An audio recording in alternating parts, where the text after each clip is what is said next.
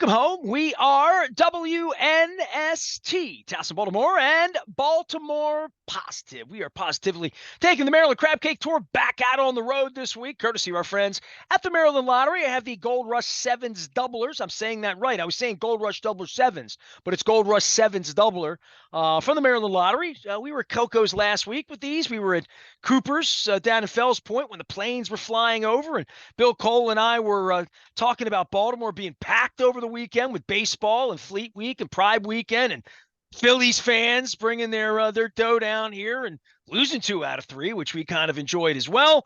Also, our friends at Liberty Pure Solutions keeping our water crystal clean, pure, and safe. I had a chat with Doug Workman last week. We'll be talking to him here in the not too distant future about the Crab Cake Tour, as well as our friends at Jiffy Lube Multi-Care keeping our cars out on the road safely. There's a Jiffy Lube right in your neighborhood. Make sure you're considering them. They certainly are local, all local franchisees and local folks here making things go and making it all work, just like our friends at Royal Farms, putting the Jamaican Blue Mountain in my Cole Roofing mug here today as Luke and I take a little respite. We'll sit back and watch Jim Palmer say Nestor a lot on the broadcast, and Oriole baseball, Orioles and Yankees, first place on the line in the Bronx. Talk Bradish. The Phillies are so Sunday. We're so focused on what's going on here at the bottom of the rotation, and we have trade stories and Garrett Cole coming back and all of that. But, the Yankees have to contend with some Enfuego Oriole bats right now too, huh? Absolutely. I continue to say this. We lose sight of just how scarce offense is around baseball this year, because the Orioles lead Major League Baseball in runs scored per game. I mean, their offense is so much better than some people, and I think most people are giving them credit, but you'll still hear, oh, well, they need to be more consistent, or this happens on this night, or this happens on that night. Look, some of that's just baseball, right? You don't win every game.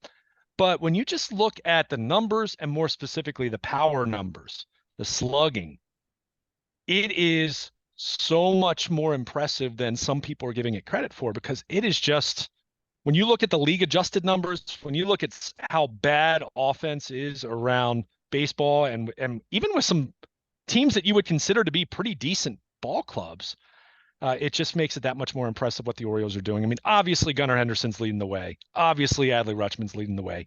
Jordan Westberg with another big home run on Sunday. Anthony Santander on this homestand, the bat really awakening, which was good to see, because we were, a lot of talk about Hayes and Mullins and their struggles, but it's not as though Santander was off to a great start either. So he's swinging the bat. It's not a perfect offense. We know that. But at the same time, it's a really good offense. And when you have a lineup that on any given night, I don't want to say 1 through 9 all the time, but consistently 1 through 8, let's say, that can do damage, you've got something there. And especially now in the wake of the Bradish news, and really intrigued to see what Albert Suarez looks like in the Bronx, and what Cade Povich looks like in the Bronx, and how Cole Irvin fares in the finale, knowing that Burns and Rodriguez are not going to be part of this Yankee series. They got to swing the bats. And I saw a clip over the weekend, and I said this talking about the Phillies. I'll say it talking about the Yankees. Orioles fans need to get out of their mind that it's the big bad Yankees or the big bad Phillies. No, those teams are big bad, but guess what? The Orioles are big bad too. And I heard a clip of the Yankees, it was the Yes Network's telecast. It was either over the weekend, or maybe it was like last Thursday, whenever it was. They were flat out saying, they were talking about the Yankees' upcoming schedule, and they were talking about the Orioles coming to the Bronx, and they flat out said, the Orioles are a big problem. And I just want people to remember that too. I mean, this is a really, really good baseball team. And they proved that over this homestand, but now, as you pointed out, there's no letting up, no easing into the next phase of the schedule. It's, the Yankees, and obviously they'll go to Houston after that, but these are 3 big games. But the Yankees are saying the same thing. The Yankees are saying, holy cow, how are we going to deal with Gunnar Henderson? In the same way the Orioles right now are thinking, how in the world are we going to get Aaron Judge and Juan Soto out? They're saying, well, what about Gunnar Henderson and Adley Rutschman? And what this Westberg kid, he wasn't this good last year. And Colton Cowser looks like he's heating up again. And Santander's swinging the bat, hitting home runs over the weekend. So Ryan O'Hearn, who I didn't mention, Ryan Mountcastle, who's having a really good year.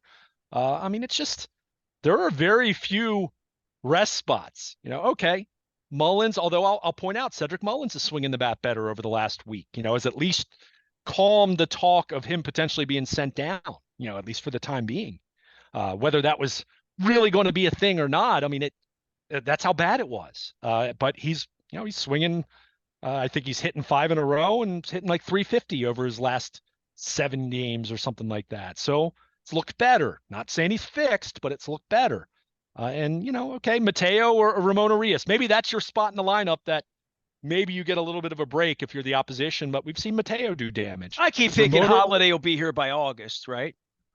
Well, keep in mind, Holiday went on the IL. He's dealing with a sore elbow right now. They don't think it's, this isn't like, oh my gosh, is he getting Tommy John surgery or anything like that? No, but he's, infielders deal with that from time to time. And I think they also feel this point in the schedule because Holiday had really been heating up the last few weeks. I think it had kind of turned the corner on some of the adjustments they wanted him to make. I think in the long run, meaning his potential to impact this team, say August, September, October, this actually could serve as a blessing in disguise. Well, dude, no disrespect, but you listen to my BS. We do this for hours on end weekly, right? And we take our positions and we stand up for whatever our position was. I would have always said to you that Jackson Holiday will be in the starting lineup in October. Kyle Bradish, I don't know about. And I would have said that before.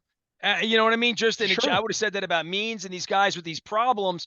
And I'm also, on the Mateo, there's not room for all these guys on the playoff roster, right? And now we have talk about a real problem. A real problem is the Bradish thing. And a real problem was the bullpen to begin with. And a real problem is they are going to be dealing out of whatever this depth of Stowers, Norby, down the line. I guess Povich isn't one of those guys, and they need him. They wouldn't be dealing out with a guy like that.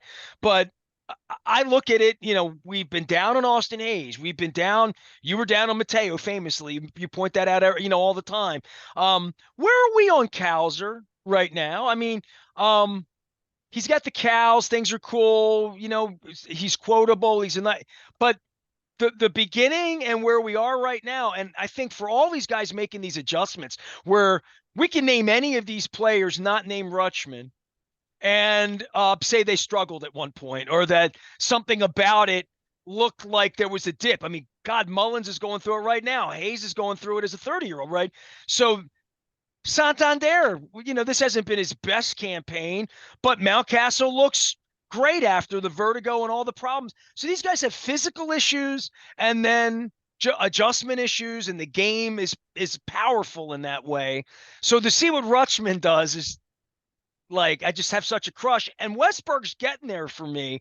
But all of these young guys come up.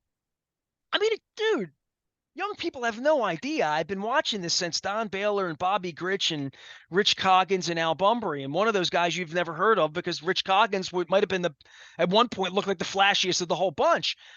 Out of all of these eras of bringing these young players in, we just think of all these guys as here's and nows. And when we talk about it in the collective, when we're talking slugging and what a threat all of them are to hit a double or hit a triple or hit a home run, which is what slugging is pretty much about. And the fact that they haven't drawn walks, we did an hour of nerdity on that 2 weeks ago down at Fadley's.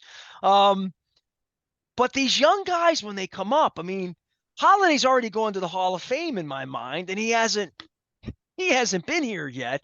But once he gets here, I feel like they're going to figure it out. And I'm not down on Cowser. I mean, I feel like need to see more than this in a general. Where is he going to be in August and September? And Stowers hasn't stunk when given the opportunity, and Kirstead hit the ball, which is what he's supposed to do. So all of these guys are stacked up, and don't get too attached like with Trey Mancini, because somebody's feelings, somebody's going to get tapped and have that major league, the little see the manager, or Mike needs to see, or come on in, you've been traded to the pip for the and all that's going to happen emotionally here in the coming weeks.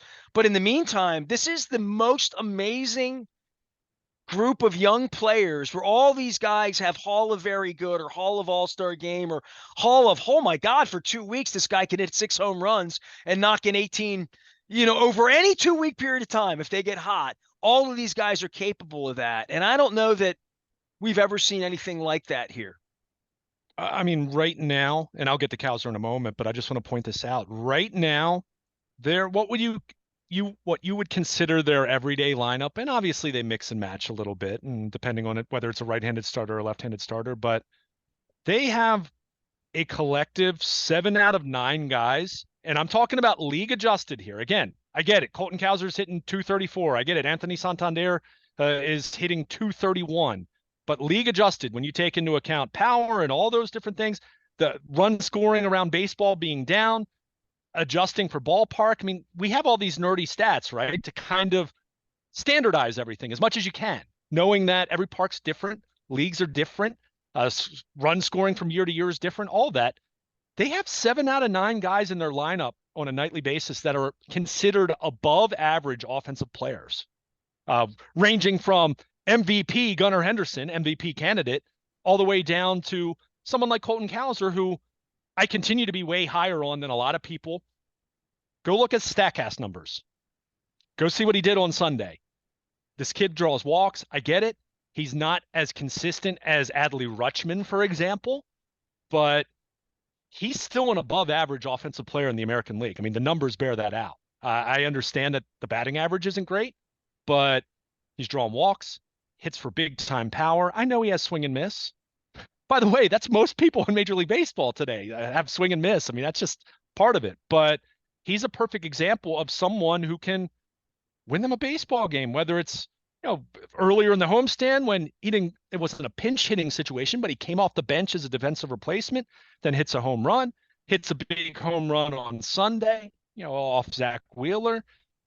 I mean, if Colton Cowser is one of your bigger concerns, you're living well, because he's not really a concern.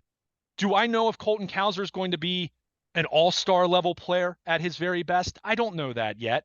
But what I am seeing tells me he's going to be an above average player with his ability to hit for power, draw walks, play really good outfield defense. He can run a little bit. I mean, that is a valuable player there. Whether he ends up being a guy that hits for a great batting average or not, that's going to be an above average player right there.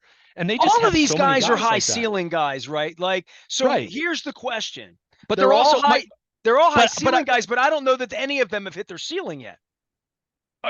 Understood, and I agree with that. Although Gunnar Henderson's one of the best players in baseball now. I mean, he just is. And maybe he hasn't hit the ceiling of the ceiling, but I mean, when you're one of the best players in baseball at this point, you're getting close, right? I don't know if he can get much better than he already is, and that's an amazing thing to say about a 22-year-old kid. It is, right? And Nestor, you know me, I'm not like someone, because I do think you will be better at 26 than you are at 22, even though it's hard to project him as Ted Williams. You know what I mean? Like, I can't make that projection, but I can make the projection that when I see that in Westberg, man, because I see the adjustment part, and I see that in Rutschman too. I see the adjustment part of these are really young guys. They're just really scratching the surface, that whatever they get money-wise for their 28th, 29th, 30th, 31st years of their careers, they're going to be just fantastic effing baseball players, because they just have that. And back to that Masson thing that I talked about in the other segment on Father's Day, this little leadership council of young people I see there and the way that these guys interact. And this is really shameful for Greg Bader, and I'll go on my own tirade and what's going on with me not having a credential to know these guys. They really are fun to look at on the outside, to evaluate as people as to what they can be. What they're going to be as grown men, not as 23-year-old guys running around doing this game and doing this stuff. They're going to make a lot of money. They're going to be able to make a lot of impact. Hopefully they're going to make it here. Hopefully it's with full fans, and there's, I don't know, 35,000 Oriole fans and 10,000 Phillies fans 5 years from now when that happens, and there's been a chance or two for a parade or two here. But that really is, we're dreaming big now as we go to New York. We're not dreaming we're small market and we can't afford this or we don't want that. Maybe on Burns, I'll hear all that. But this is the core of guys that are going to be here. And their specialness, and I'm wondering whether Kowser's part of the pile diving and Kerstad or Stowers, or whether you're going to have to give to get another Corbin Burns or whatever you're going to do, and how they really internally feel about all of these cats, what they feel like the ceiling is, whether they feel like this is the ceiling for Henderson, because you can't possibly, other than if you're Barry Bonds, do more than this as a 22-year-old. How do you then sustain this sort of productivity over a lifetime? And I had a fellow on to plug another segment. I had a fellow on earlier this month talking about the career of Hank Aaron and that sort of longevity, that sort of consistency. But when you're 22, I always bring up Robin Yount. I don't know why, because he was sort of the phenom of my youth, to always look at his career and move positions. But he was just always a guy that was just a great player. A guy who was going to hit 300, a guy you could put him anywhere and do. He's a ball player. And Henderson, Rutschman, this team has so many of them. We've only had one or two here in our lifetime, dude. Cal Ripken was one of them. Eddie Murray was one of them. We haven't had many. Yeah, we really haven't. I wouldn't put Palmer. I'd put Alomar in there, but he wasn't ours. You know, like when I think of the special things I've seen, what you saw over the weekend with this full crowd, young people seeing this and going back in time 5-10 years from now to look back and say, what are these guys? I mean, I'm ready to bet on any of these guys long term, any of them. And I've never seen anything like it. It's uncanny. It really is. I think what's interesting here is because you kept using the word ceiling, and look, I don't disagree with that. I think what's really, really impressive for me is the floor with these guys. I think what you're getting in terms of, and Kowser's a great example of this right now. I mean, we saw him look like Babe Ruth for 2 weeks in April, right? I mean, we saw that, and we've seen that in the past. Jim Traber famously had one of those for the Orioles 35 years ago. I mean, so you see some of that. You'll see guys go nuts for a couple weeks, but it's also, okay, what are you contributing when you're not at your very best? And that's where I look at these guys from an athleticism standpoint, from a defensive standpoint, from a speed standpoint, and the things they can do there. And that's where I say Colton Cowser, even when he's not swinging the bat at his best at the plate, I look at how he's played in the outfield, whether it's left or even center field. I think he's looked good in center field when he has been in there for Cedric Mullins. I look at his ability to steal some bases. I look at his ability to draw walks. I think all these players, what's so exciting is, yes, the ceiling is the obvious, especially when you're talking about someone like Gunnar Henderson or Adley Rutschman. But just the consistency that you get from some of these young guys, or not even consistent is the right word, but just the skill set that they bring. It's a high floor, right? I mean, and let's be clear, let's be honest about this. Look around baseball, and we've used some of these examples because the Orioles have played some of these teams. I mean, look at someone like Corbin Carroll for the Diamondbacks, who was the Rookie of the Year last year. He was Gunnar Henderson in the National League last year. And look at the start he got off to and what he's been this year compared to what Gunnar Henderson has done, which is go from Rookie of the Year to MVP. But my point is, well, I'm waiting for one of these guys to fail. Like, Kerstad's only failed because they haven't given him a chance. Ortiz would still be, like, beating bushes somewhere if Bradish's arm didn't fall off and ownership didn't change hands and they dealt for Burns. I mean, like, literally, right? So all of these young guys that get stopped, and Stowers not getting real at-bats every day, and then that cost Hayes, and that cost Mullins, which then affects Cowser, and then there's O'Hearn. Dude, I named all of these players at the bottom of the roster. None of them are an indictment. There's only so many positions here, and they need pitching. And I just said, I don't know whom of these guys, one piece of this puzzle or two is going to be missing come September due to trade, injury, whatever it is. But it's just such an incredible arsenal. Even Norby looked like he could come up and do it. Yeah. And I think part of the challenge here, and look, this is a good problem to have as opposed to 10 years ago when the Orioles tried to make trades and they had like 2 assets in their entire system, and maybe a few other guys that some teams were mildly interested in. But part of this is also, you got to be careful. You don't want to trade from your major league roster, right? I mean, that's not really how you want to do it.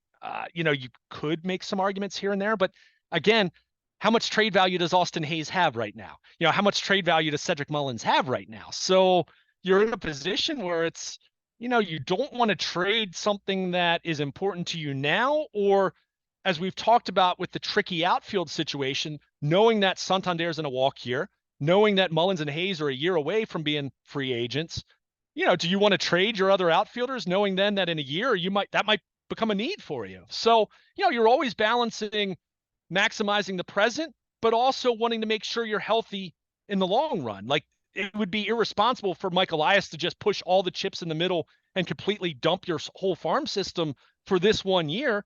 At the same time, you do have a need. You do want to augment what you and have. You ain't going to have Corbin Burns next year, dog. Right, exactly. And that's a good point, too. So, well, that's and why. Who else you're not going to have next year? Kyle Bradish, and probably not John. Well, John Means that is a free agent, cavalry right? that we've been talking about. We're now down to who are you going to have next year? Well, you better hope it's Povich stepping up. You better hope that Kramer because the attrition is starting to happen, and then you look at it and say, what is your window? Your real window. Your window is when you can win, and that's right now. There ain't no tomorrow. There's just right now. Well, I disagree. There is a tomorrow. That this isn't just this year. This isn't like the Orioles in 2016, where you could very clearly see that you had all these veteran players who were going to become free agents, and the system was bare. So Mike Elias, I'm telling you how Mike Elias is thinking. You might scoff at what I just said, but they're not going to completely abandon the future. I mean, they're just not going. Well, they're not going to have to, man. They don't. Their needs are not so great. But to my point, Stowers, Cowser, Kerstad, Mullins, Hayes, at some point they can't play them all this year. To your point, some of them are an expiration date or an arbitration date waiting to happen, or bag glove, which doesn't seem to get you far here. They don't like that. To your point, there's 5 tools. Have all of them available. If you don't, and if you don't run well, you better run smart. You know what I'm saying, right? And I mean, look, I mean, they do have other players in their system that we could talk about. I mean, they have guys at the lower levels are starting to make some hay. I mean, a guy that you and I haven't mentioned more than a couple times over the last year, Samuel Basayo, who is at Bowie right now. He's 19. This kid is an unbelievable hitting catcher. And there had been a lot of talk the last year or two in terms of whether he would move off of catching. And it seems like there's pushback on that he's not, they think he can stick at that position. Now, me bringing that up doesn't mean that I'm saying they're going to trade him or that you're going to trade Adley Rutschman in a year and a half or anything like that. Point is, you have other assets in the system. So it's not as though it's all just the known commodities at AAA. The Orioles have guys at various levels. It is top heavy as far as at the highest levels right now, but that's just because we've been talking about those specific individuals for 3 and or 4 or 5 years. And they're all in the cheap right now too. Yeah. So it's tough. I mean, and to go back to the outfield, I mean, that's why I said, yes, you have this surplus of outfielders, but you also know that 3 of those outfielders are coming to the end of the line. And, do you want to trade Anthony Santander this year? No. You want to have him on your team this year? Do you want to extend him, though? Probably not, I'm guessing. Certainly not for Hayes or Mullins, if I'm just being honest, looking at it from an evaluation. Well, it's like anything else. They put Gausman in the bullpen back when they didn't have room for him, knowing they were going to need him tomorrow. They're going to do that with these outfielders and to say, dude, you're just going to log more time at Norfolk. Go back and curse that. Go back and play, right, and be ready. Right, but that said, to your point, talking about some of these outfielders, and you mentioned the glove, and Heston Kjerstad comes up. Look, I do want to say this. I don't think Heston Kjerstad is as bad defensively as maybe you or I or others have perceived him to be, but that's not his greatest strength. Is he the guy that you move because you say, well, Colton Cowser's looking like an is. Whether he's going to be an all-star or not, that's up for debate, but he looks like a guy that you're going to pencil in as a starting outfielder for you for the next 5 years. I feel pretty close in saying that about Colton Cowser at this point. Well, the way he evaluates the strike zone, to your point, but I like how that portends well for his future. Yeah, Right. So, and you know, it's funny you mentioned the attrition, and I know you were talking about the pitching side just more so in terms of the injuries, but we've seen this roster evolve in the sense of 2 years ago, who were their best players? Adley Rutschman. Gunnar Henderson was on the verge of being called up 2 years ago at this point. We kind of knew that there was a chance he could get called up by August or September. And I think you looked at the outfielders, right? Santander, Hayes, Mullins, right? I mean, you thought those were the best players on the team. That's changed already, right? I mean, we're now talking about Hayes and Mullins as, you know, some of their worst everyday players, let's say. Santander, you know, is obviously his power spiked here recently, but who are their best players now? Okay, Rutschman and Henderson are, you know, the two best. But Jordan Westburg has rapidly become one of their 3 or 4 best players. I mean, the numbers are bearing that out. Colton Cowser, we've talked about, again, still up and down. I don't want to put him in that category in cement just yet, but is trending up.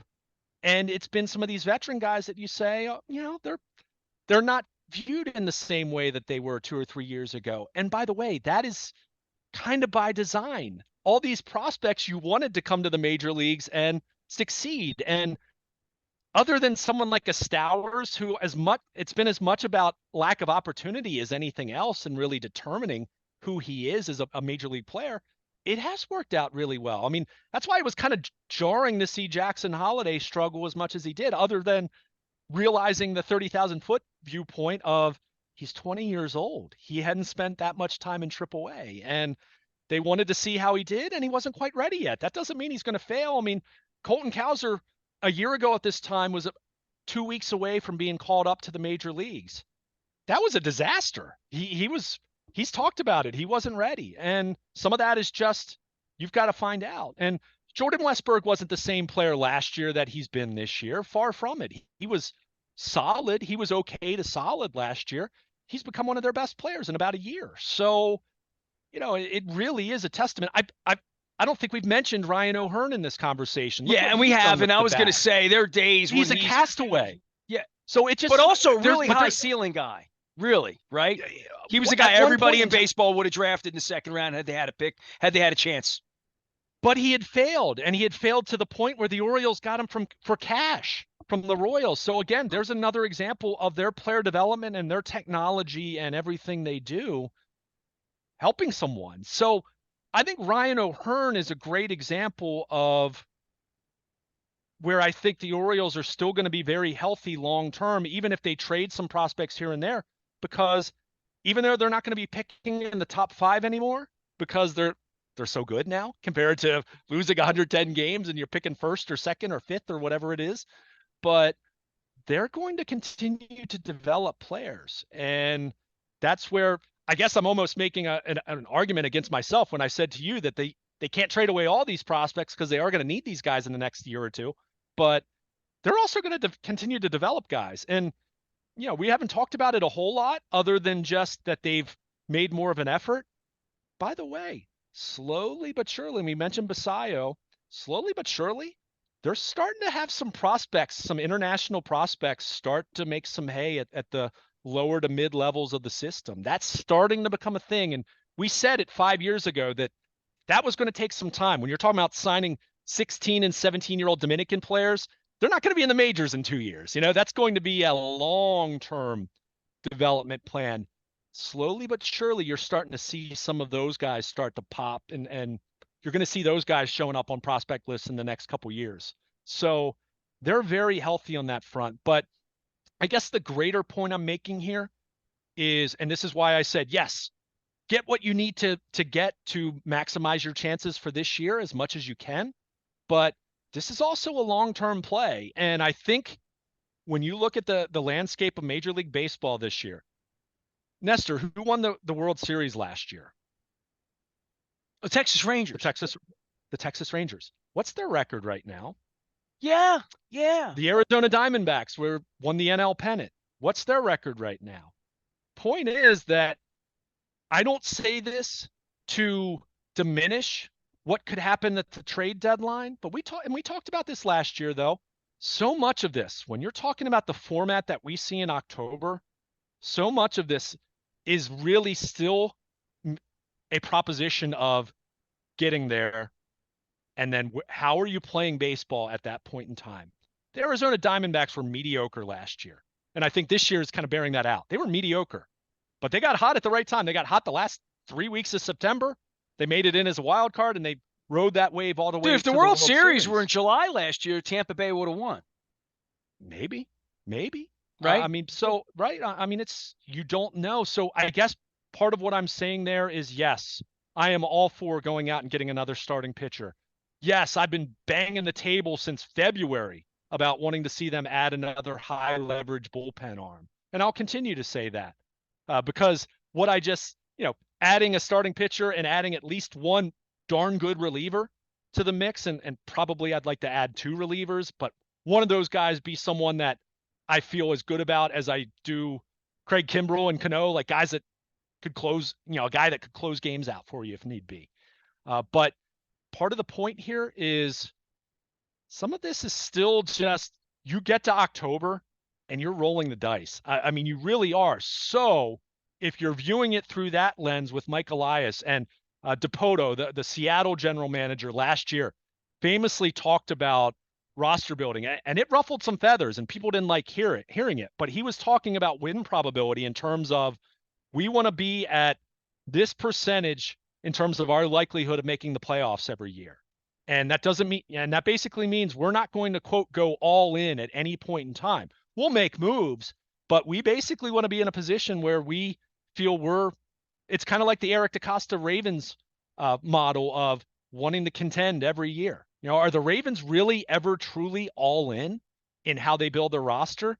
Not really. It's generally their attempt is to contend every year. And the idea is, even if you're not the number 1 seed or the number 2 seed, hey, get in as the top wild card and you still might have a chance depending on who else is healthy, who's playing well at the time, all of that. So we always view this, and when I say we, I don't mean you and me, I mean in a general sense. We always view it through the lens of who the best team is. Well, the Orioles were the best team in the American League last year. They had the best record, right? They won 101 games. They didn't make the World Series. They didn't even make the ALCS. Did that mean that they were a fatally flawed ball club? I don't really think so. I think it just meant that the Rangers played better than them and were hotter at that point in time. And yeah, the Orioles didn't have a whole lot of experience. They couldn't really help that. You can't buy experience. I mean, I guess you can bring in a couple experienced players, but Gunnar Henderson had to go through that for himself, and Adley Rutschman had to experience that himself, and Westberg, and go down the list of everyone who played last October. So part of this is they're more experienced now, and part of this is also just you got to hope you're healthy and hot at the right time. And the health part's not looking great right now. And yeah, I think they can go out and get a couple pitchers, but boy, you're still crossing your fingers the rest of the way. I mean, heaven forbid something happens to Burns, or if Grayson Rodriguez's shoulder starts barking a little bit like it did earlier in the season, which, wasn't a major thing, but cost him a couple weeks. You're still at the mercy of health and playing well at the right time. You better hope Kramer comes back and picks it up. Sure. I mean, at least to give you consistent innings, right? I mean, he doesn't have to pitch like a number 1 or a number 2 starter, but post up and give you 6 innings more often than not every time you pitch. I mean, you're really counting on him now. Yeah. And Cole Irvin becomes that much more important. Cade Povich is so much more interesting now than he was 2 weeks ago, so right? Suarez. Suarez. Sure. Yeah. And that's the thing. And I'll continue to remind you. These are opportunities these guys have waited their whole lives for.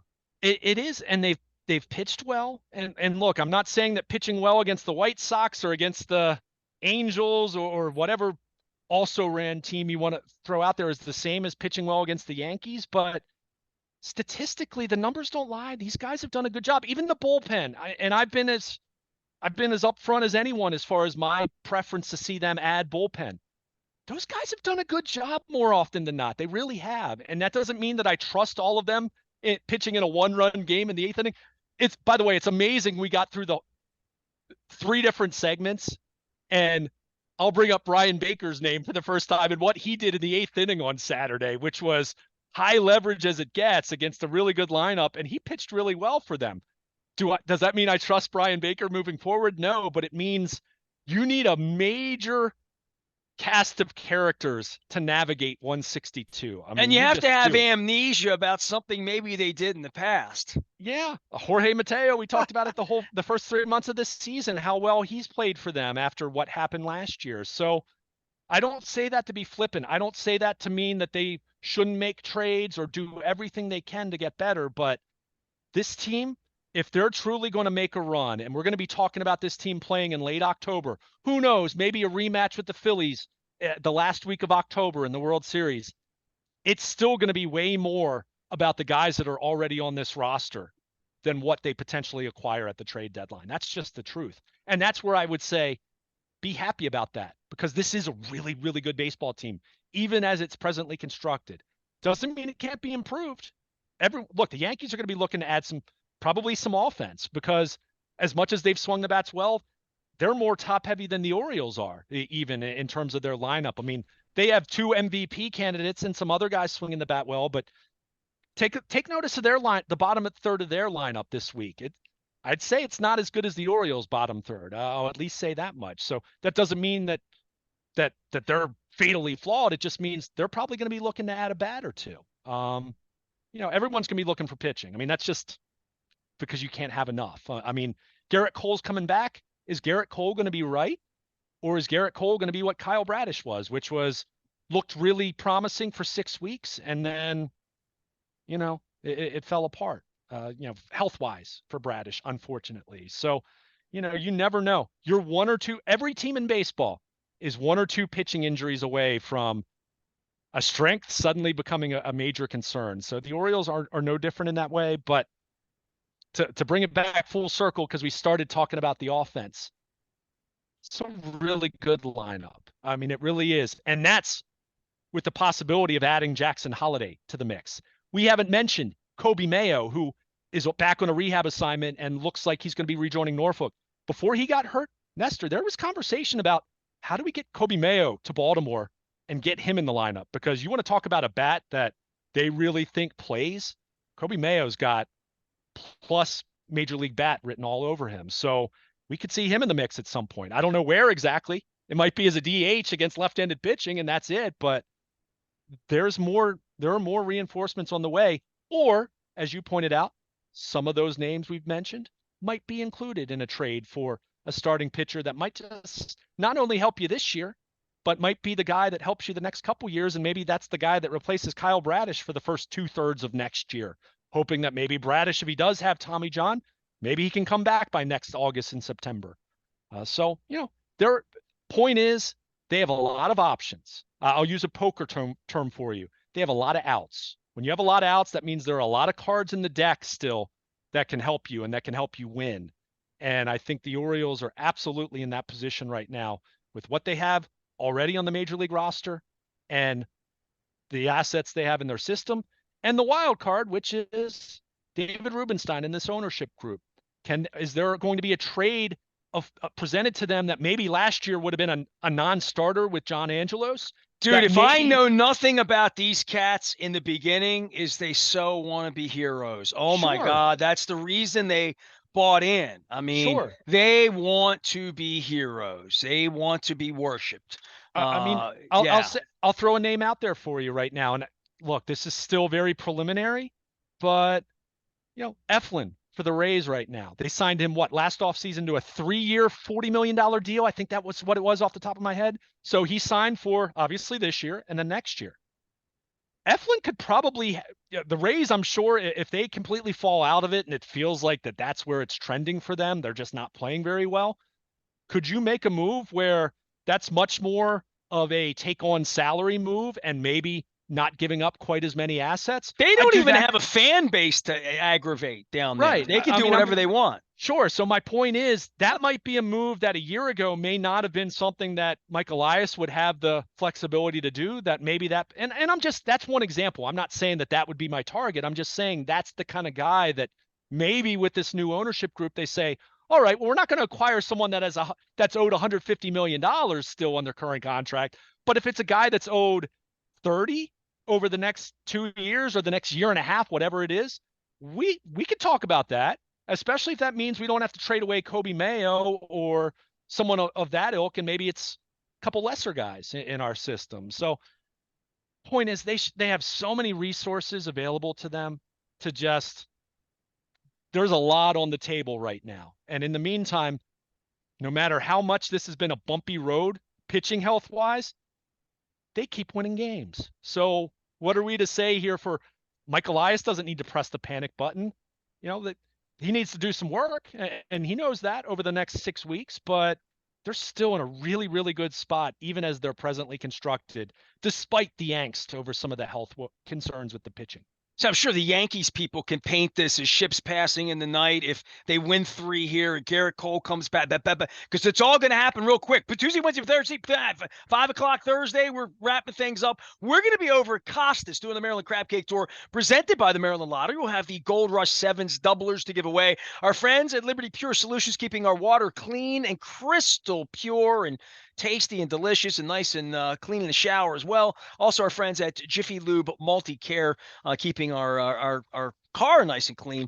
We're going to be at Costas on Thursday before the Oriole game, and I think Luke might be stopping over as well. Then we're going to be at Pappas. I'm wearing my Pappas shirt. We're going to be world famous in Parkville, the original location, next Tuesday. I got great guests coming out, more great guests I'm trying to book in. We had a great time at Coco's last week as well as at Cooper's, and Ron Furman and I talking rock and roll. I had Mark Bryan from Hootie and the Blowfish on. Thomas Dolby joined us 2 weeks ago at State Fair for breakfast. So just been really, really good stuff. We'll be getting a lot of that out this week. Obviously, Orioles and the Yankees up in the Bronx and full coverage. And Jim Palmer saying the word Nestor a lot, which I love.